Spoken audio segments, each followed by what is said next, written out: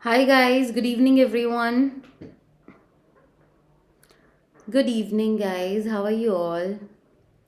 I hope everyone is doing well. Good evening Raju. So what we'll be doing today is guys, we are going to discuss about a very important topic in class 11 which is covalent bond. This bond, if you won't be knowing guys, you will feel difficulty to understand about organic compounds, and also majorly in chemical bonding the bond which we discuss in detail is covalent bond. Okay, so it's very much required for you to know about this topic in detail. Hi Akshay. So yeah, we'll be studying about covalent bond today from chemical bonding. And after the session, guys, you all will be having everything clear about covalent bond, that what it is, what are the types of it, and how you can differentiate it. So all those things you'll be easily able to relate. Very good. Before starting with the topic, guys, I know all those who are new here, all the new learners, they are curious to know about their educator. So, hi, guys, I'm Manisha, your chemistry educator at Unacademy, and I have enriched 5 years of experience in reputed institutes, and I have done my masters from NIT Warangal and bachelor's from Delhi University. I have cracked IIT JAM, CSIR NET, and GATE. I have given best ranks through my student, and yes, I'm a plus verified tutor, guys. So this is all about me, and yes, let's just quickly start about the covalent bond. Okay, so talking about the covalent bond, all of you must be knowing that what is the meaning of bond. Very good, Akshay. Bond means force of attraction. Bond in general also, bond means force of attraction only, correct?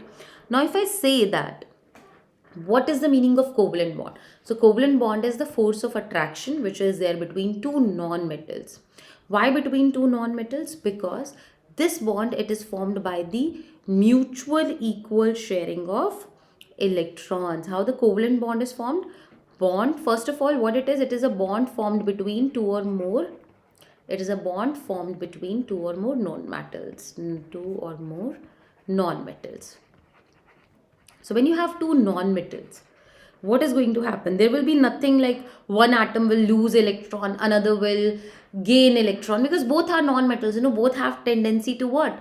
Both have the tendency to gain the electrons. Correct. So what is going to happen when you will bring two non-metals together? So obviously no one will lose, no one will gain. So they have to reach to some mutual decision. And the mutual decision is nothing but the sharing of electrons. Okay, so how we can write this bond is formed? How? The bond formed by the mutual equal sharing of electron. The bond formed by mutual sharing of electrons between two or more atoms. Electrons between the non-metals is called covalent bond. So first of all, I want to tell all of you, all the students here, a very happy Children's Day. Okay, so I hope all of you guys, yes, are enjoying your day to the fullest today. And you guys must be in 11th standard right now. You are there here in session 11th standard, 12th standard, right? Maybe 9th, 10th standard also. Just a one simple important thing I want to tell all of you, that always stay kid from by heart. Like obviously the age you'll be growing, and what will happen, like you'll be having pressure of many things, right? You'll be having so quickly I just remembered it and I was like, why not wish everyone, right Akshay? So yes, everyone, make sure you're staying a kid, a child from heart, right? Because it's really important. You get true happiness by doing those things. Obviously, you have to think about your studies, you have to think about your future, everything is going to be there, right? But what is important is happiness, and happiness truly you get by doing the things which we really want. Correct. So yes, happy Children's Day to everyone, and may all of you achieve whatever you want, may all of you get whatever you desire. So yeah, this is all the blessings from my side. Now let's go back to our covalent bond. So covalent bond, we understood, is nothing but the bond formed by mutual sharing of electrons between two nonmetals. Like for example, let me give you the easiest example. You have two hydrogen atoms, both contains one electron, correct? Both wants one electron also to become stable, so that their outermost shell will be completely filled. But who will give? See, both wants no one electron to become stable, but no one will give. Like suppose if I say there are two students, right? They are not so good in one subject. They both require one mark to become to, yes, to be pass in that subject. Okay, let's just consider a worst case scenario. This is not going to happen with any one of you. Just like that, we are taking hypothetical situation. There are two students, two friends, right? They need one marks to get passed in the exam, correct? But no one is going to give that, no? Are you getting this? No one is going to give one mark to the other one. It's not possible also. So what is going to happen? It's simple, that they both contains one electron, both the hydrogen atoms, but both require one electron only to become stable. So what will happen? No one is going to lose the electron, so they both will reach to the conclusion that they will share the electron with each other. And if they will share the electron with each other, they will form a bond. By that, they will be experiencing the stability, obviously not completely, but partially at least they'll be experiencing the stability, correct guys? So it is basically when you have the two electrons which are shared together, right? Like you can see that these two electrons, they are shared together in this region. So this is considered as what? This is considered as a shared pair region. What this is considered as, guys? This you can consider as a shared pair region, because here you will be having these two electrons which are staying together. This is a what, guys? What we call it as shared pair region. Here these two electrons, they are going to stay together, by which both of the atoms will be feeling stable. Now talking about the another atoms, like suppose you have oxygen. Oxygen contains, both oxygen atoms contain six electrons. They both require two electrons, correct, to become stable, because they want to make the outermost shell complete and or the octet configuration. So they can easily get octet configuration filled, yes or no, by gaining two electrons. But both wants to gain two electrons, so they have to reach to a conclusion. And what will be the conclusion? That they both will share two electrons with each other. And by that, remember, two shared pair electron is equal to one bond. 4 will be equals to 2 bonds. So what will happen? Oxygen, you will get 2 bonds in between. Same way if you will talk about nitrogen. So nitrogen has 5 electron, valence electron. Each nitrogen atom requires 3 electron to become stable. So what will happen? They will share with each other, and now you will get triple bond. Correct? Very good, Akshay, Raju, everyone. So you will get a triple bond. Okay, so what we have understood, that here there is a mutual equal sharing of electron taking place. Like suppose if I say methane, CH4, how it is formed? Both are non-metals only, carbon and hydrogen. Carbon contains 4 valence electrons. Each hydrogen atom contains 1 electron. So obviously hydrogen wants to complete its doublet. Every hydrogen wants to complete its doublet. And the carbon wants to complete its octet. So carbon will share one electron with the all hydrogen atom, and by that, yes, what will happen? Even the carbon's octet will get completed. So you can relate that both the atoms will get benefit of it, right? No one is losing, no one is gaining. Obviously in ionic bond also both the atoms get benefit, but here if you relate, yes, how it is different than the ionic bond. In ionic bond, one was losing, another was gaining, while here both are sharing. Very good. So that you can relate. Good. Now if I talk about some other atoms like CO2, suppose if I talk about, you have carbon dioxide, how it will form. Okay, so basically you can relate that whenever you have more than 2 atoms, so how you will make the structure? You will keep the central element as the least electronegative. And remember, hydrogen is never a central element. Can anyone tell why we never consider hydrogen as a central element? Like suppose if I'll have water, Hydrogen is less electronegative than oxygen, but I won't consider hydrogen as a central element.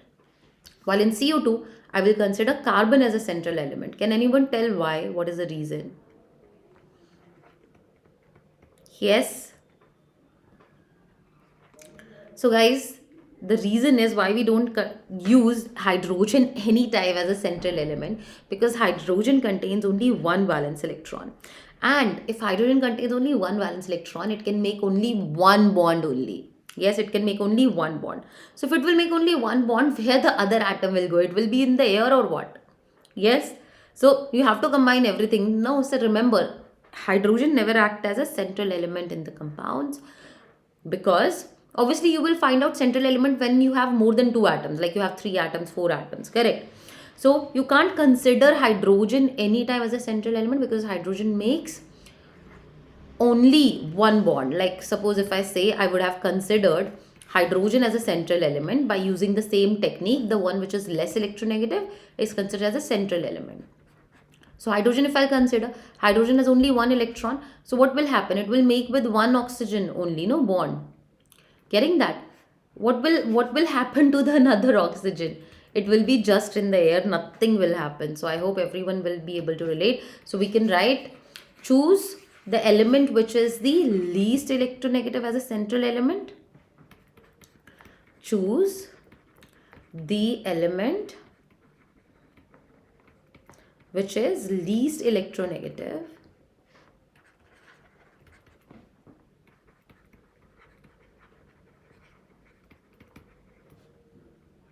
as central element except hydrogen.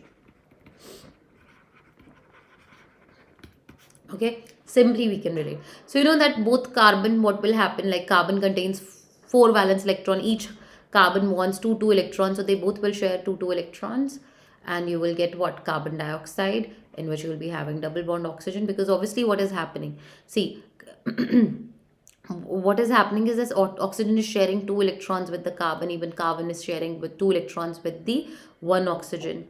Then the same way what is happening, that this oxygen is sharing two electrons with the carbon, and same way carbon has shared its two electron with it. So by that carbon's octet is getting completed, even oxygen octet is getting completed. Exactly. In CO2 there will be two double bonds, both the sides, left and right. Very good, Akshay. While in water, what you will have?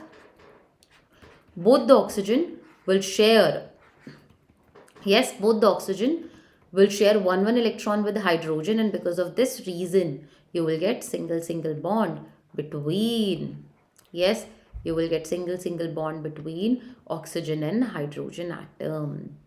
Got that? So here I want to tell you one more thing also. You can see that on the atoms I'm showing these electrons, right? So specifically for central element we can define, okay, for central element what we can define is, or I can tell you that electron pair in covalent bond can be of two types.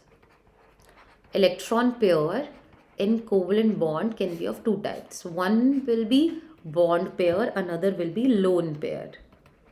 Are you getting any information with lone? Lonely, like that, right? Yes. So bond pair means what? The electrons which participate in bond formation are called bond pair. The electrons which participates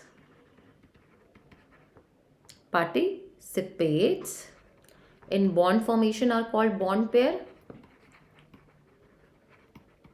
While lone pair are what? The electrons which do not participate in bond formation is called lone pair. Correct? Good evening, Abhishek. Happy Children's Day to you. So yeah, what you can relate in the water, you have two lone pair and you have two bond pair. Correct? In the carbon, you have, yes, you can relate with that, no? You have four bond pair but zero lone pair on the central element. So we mainly define it for the central element. For central element, you have to define that how many lone pair and how many bond pairs are there. So lone pair are what, guys? The electrons pair, obviously the electrons which do not participate in bond formation are lone pair, while the electrons which takes part in the bond formation are called, yes, bond pair. Very simple. I hope everyone is able to relate with it. It's very simple. So this way we can relate, like suppose if you have a ammonia structure, right? Ammonia gas, you know, it's have a very bad smell, guys. Like it's a rotten egg like smell. Thank you so much, Abhishek. So thank you. That's really sweet of you to say that. So ammonia, what we can relate, ammonia has nitrogen, which contains 5 valence electron, correct? Each hydrogen contains one electron. Now what you can relate, that every hydrogen will share one electron with the nitrogen, and by that way even nitrogen's octet is getting completed. We can relate that, no? Because hydrogen has 1 electron, so it will make 1 bond only. But the structure, overall structure will be how? That nitrogen will be having 1 lone pair and 3 bond pair. Why? Because there are 2 electrons only which are not participating in bond formation, this one, and rest of the electrons, they are participating in bond formation. So what you can relate? We can simply tell in the ammonia there is 1 lone pair and 3 bond pair. Very simple, very good. Okay, so this is what we have talked about, the covalent bond. Covalent bond is nothing but it is a bond formed by the mutual equal sharing of electrons between 2 or more non-metals. We have understood why there is a sharing of electron. Now every one of you will be getting this doubt in your mind that if electrons are there together, everyone tell me, see, electrons, they both are negatively charged, yes or no? Electrons both, like it's electron only, so electrons are negatively charged, so they should repel each other. What is happening that these electrons, they are staying together? Everyone get this doubt? Yes. If electrons, they contain negative charge, how come they are staying together? Yes, how come they are staying together? And yes, they are providing stability because they should repel each other, no? They are negatively charged. Yes, everyone gets this doubt in mind? Yes. So let me tell you that why covalent bond exists. So this question will relate. Why covalent bond exists? So all of the scientists were very confused. That same way, like we got this question, or even they got that. No, Akshay, electrostatic force of attraction is there in the ionic bond, no? Getting that? So let's just understand how specifically we can relate that why covalent bond exists. So the reason is, like suppose like we can understand this very well with the help of a hydrogen example. So you have 2 hydrogen atoms, correct? Both contain one electron. So I can, just to distinguish them, I can consider as HA and this as HB. Correct? HA will have, HA I can consider as this will have a Na, nucleus A, so that we can distinguish each other. So this I can consider as nucleus A and this I can consider as nucleus B. Correct? We can relate that, no, nucleus A, and with nucleus A you have electron A as well, like because you have just only 1 electron. Very good. And same way I can relate what? It's not only about hydrogen. In every atom it is going to exist like this. Let's just see that. In the here I can consider that as a nucleus B and electron B. Okay, we can relate that. Nucleus B, and here I consider that electron B. Now if I consider in between both the atoms HA and HB, what are the attractive forces which are there, or what are the repulsive forces? So first of all, if I talk about repulsive forces, means which things are going to repel each other. So the repulsive forces will be which and all? Obviously, nucleus A has a positive charge and nucleus B also has positive charge, and we know that like charges repel each other, correct? So nucleus of A will repel nucleus of B. Very good, Abhishek, Akshay, Raju, everyone. And electron of A will repel electron of B, yes or no? Because both are negatively charged. Very good. But if I talk about attractive forces, guys, which and all are the attractive forces which are acting? So the electron of A will get attracted by nucleus of A because obviously they are oppositely charged.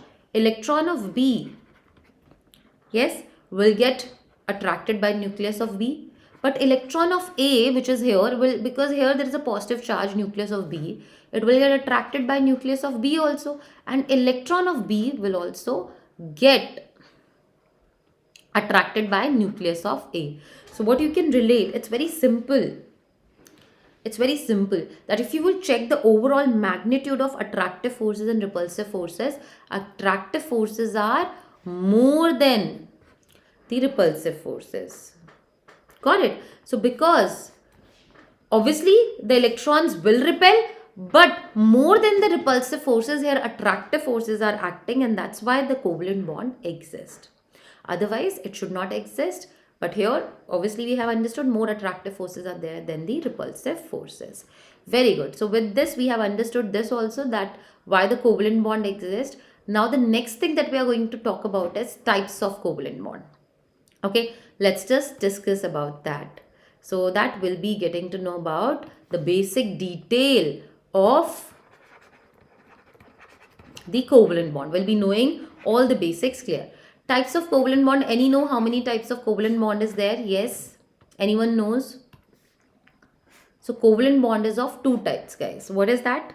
One is sigma bond. Another is pi bond.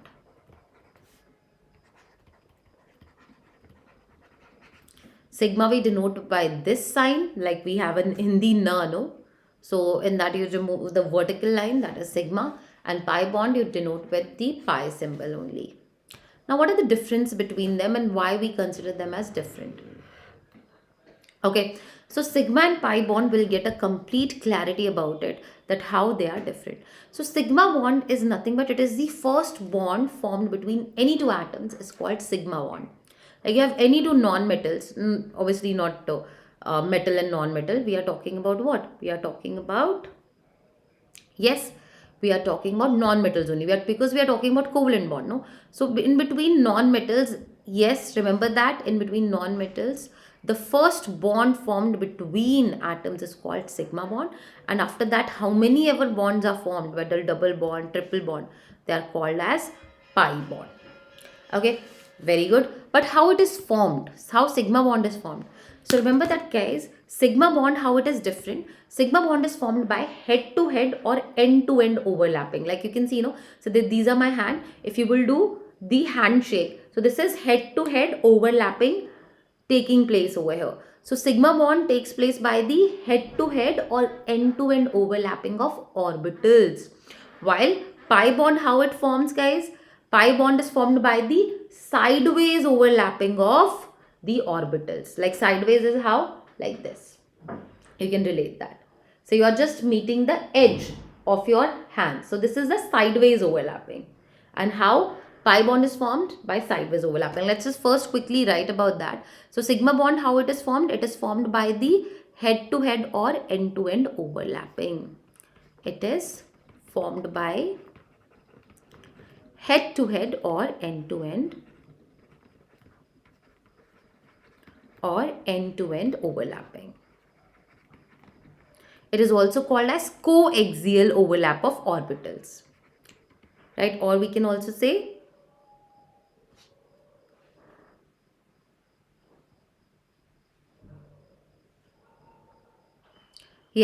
so it is formed by head to head or end to end overlapping of orbitals. No, Veer, it's not going to happen like this, because obviously in the YouTube we are doing specific topics where students, they are facing difficulty and they are telling us that these and all topics we are not understanding.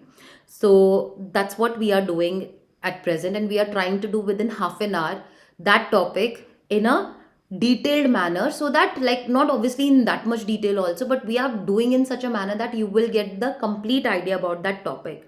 Okay, Veer, so it's not going to happen like that, and you will get a complete detail. You can wait for 5 minutes, you will understand the topic completely, so no need to worry. And happy Children's Day to you, Veer. Okay, so sigma bond, it is formed by head to head or end to end overlapping of orbitals, while pi bond, how it is formed? It is formed by sideways overlapping. Like, let's just take an example of Let's just take an example of it. Like suppose you have a s orbital. S orbital is spherical in shape, no guys? So if these s orbitals, they are going to combine. Yes, they are going to combine, because for sphere, guys, do you have any direction? No. So spheres, how they are going to combine? They are going to combine head to head or end to end only. Like suppose you have a p orbital. Let's just discuss. So if you have a p orbital along x-axis and p orbital along x-axis, if they are combining, so how they are going to combine? They are going to combine in such a manner that, yes, they will undergo head to head and end to end overlapping. The way I'm showing, see, like I'm doing shake hand to my both hands. So what is happening? Yes, I'm getting head to head and end to end overlapping. Very good. If we talk about sideways overlapping, what is that? Like suppose if you have py and py orbital will combine along the y-axis, right? So if they'll be coming and do lateral overlapping, right? So it is pi bond, we can say it is formed by sideways overlapping, or we can also say lateral overlapping, or lateral overlapping means they're coming side to side, they'll be coming. So they will make what? They will make a pi bond. Like I'll show you that. One second. We can write about it. Lateral overlapping also we can call it as. And what is going to happen? Yes guys, you will get how it is formed. See, I have showed you with the hand as well that how it will be forming. It will be forming like this. It will be just overlapping like this, like how we showed understood with the hand, no? Like literally it will be overlapping very less when you will do the sideways overlapping. Now if we have understood that sigma bond is formed by head to head and end to end overlapping, while pi bond is formed by sideways overlapping, can anyone tell which one will be the stronger bond, and in which bond free rotation will be possible? Yes, Akshay, Abhishek, Raju, everyone. Can anyone tell which bond will be the stronger bond, sigma bond or pi bond, and which one, in which bonds free rotation will be possible? I can show you that. This is sigma bond, head to head and end to end overlapping I have done. I'm rotating it. Is it breaking? No. While pi bond, I am having like this. I'm rotating it, freely rotating it. What will happen? It will break. So you can relate which one will be the stronger bond. Sigma bond is a stronger bond. Yes. So we can quickly relate that the first bond formed between any two atoms, any two non-metals is sigma bond. And also what we can relate, yes, Akshay, Abhishek, everyone, that the extent of overlapping is more in sigma bond, because you can see that overlapping takes place more in the sigma bond, and because of this reason it is a strong bond and free rotation is possible. It is a strong bond. And what you can relate? Yes, very simple, that free rotation of atoms about the bond is possible. Free rotation of atoms about the bond is possible.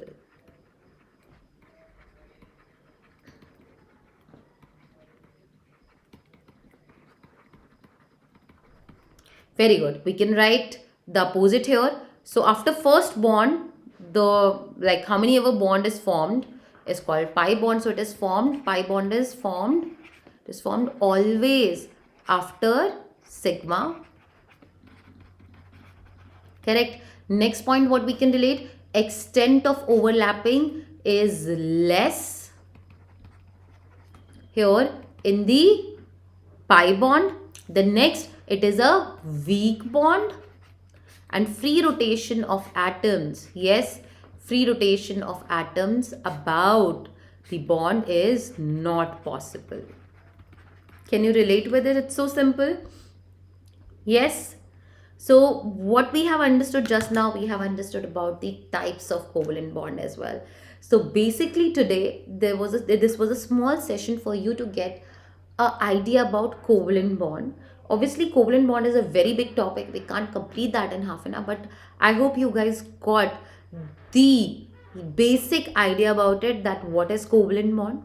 right? Why did this bond exist, and how we can define in a structure lone pair, bond pair, and also what are the types of covalent bond. That's what we have discussed today.